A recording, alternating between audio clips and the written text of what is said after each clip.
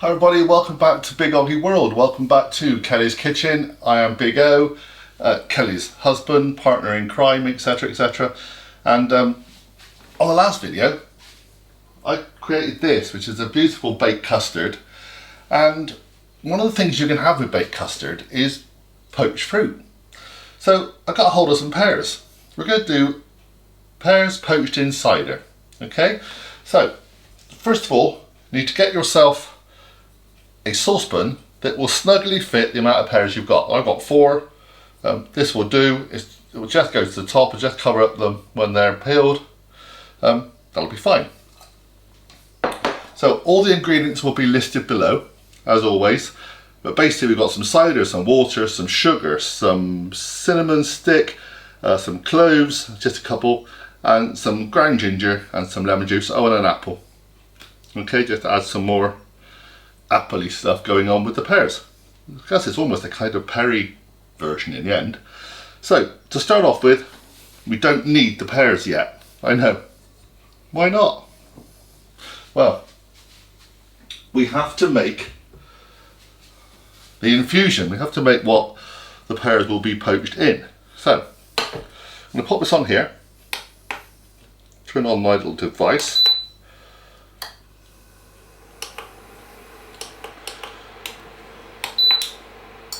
Now, I have in here 500 mils of cider. We've got a medium cider, but dry is good too.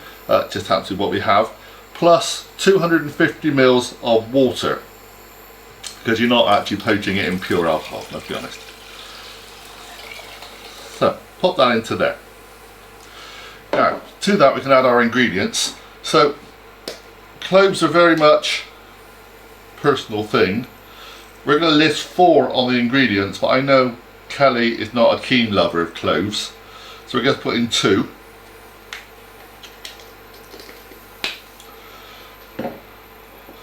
Going to get some ground ginger in a second. Let me just get a cinnamon stick, 1 cinnamon stick.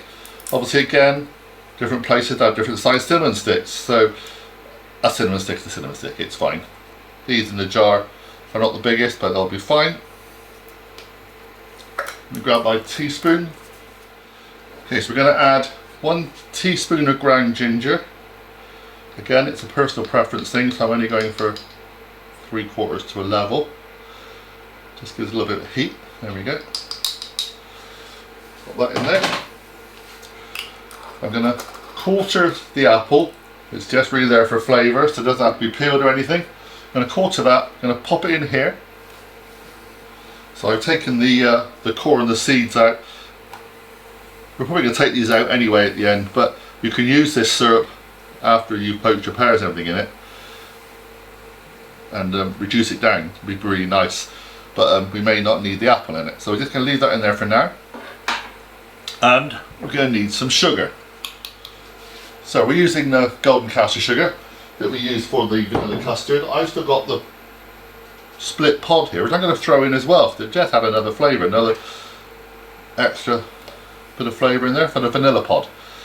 To that, 125 grams of golden castor sugar.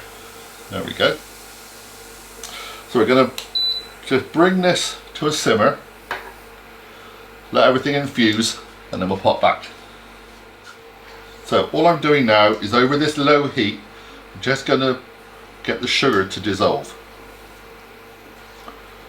Once that's done, you're going to bring it to a simmer and just let it simmer for about 5 minutes.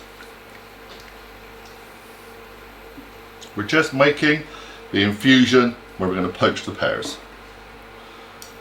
Very lovely it is too. It's a very, well, obviously autumnal because of the pears and the fruit, but it's a kind of Christmassy thing too, because you've got those cloves in it, cinnamon, ginger, you've got all those kind of mild spices going on here. Now, if you obviously don't want to use alcohol, get some tea bags. Yeah, infuse them in about 750 ml of water. Boil yourself a little bit of tea, pop it in there instead. Other kind of ingredients work. Cardamom works when you're using tea. Lemon, obviously, because you've got that kind of Earl Grey type thing going on. But yeah, use white tea bags. So as you can see, we've now got this up to a simmer, almost to a rolling boil. And what we need to do now is just boil this for about 5 minutes, and then we're going to take it off the heat. So we're at a boil now, rolling boil. So we're going to give it this 5 minutes, then we're going to turn it all off. We're going to take this to one side, we're going to let it cool for about 15 to 20 minutes. Really just to let all those spices infuse in the syrup that we've now made. This is literally mulled cider right now. And once it's cool, or just before it's cool, we will then peel the pears and get them ready to be poached in this liquor.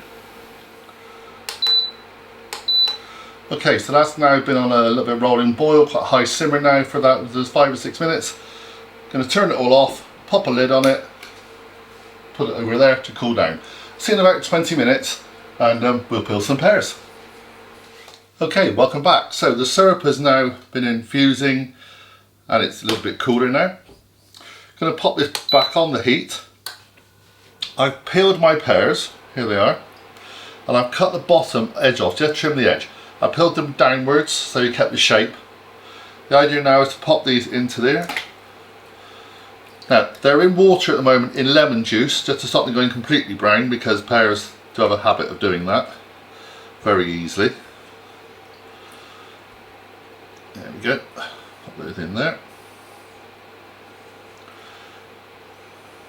Now we're just going to let them sit in this, quite submerged as much as possible. Obviously they will float a little bit, for about 20-25 minutes. You'll bring this to a simmer, and we'll just basically be poaching them. Give them a turn every now and again, because obviously they're not going to stay upright. Would be nice if your tin was absolutely perfect for each pear, but hey, you know, this is fruit. Talking of pears, we're using sort of fat commis type pear, I guess, but you can use conference, you can use any pear you like. These are kind of ready for ripe ones that we found quite cheap in the supermarket this week. So just going to let this infuse in here, let this poach away for 20-25 minutes, and we're pretty much done.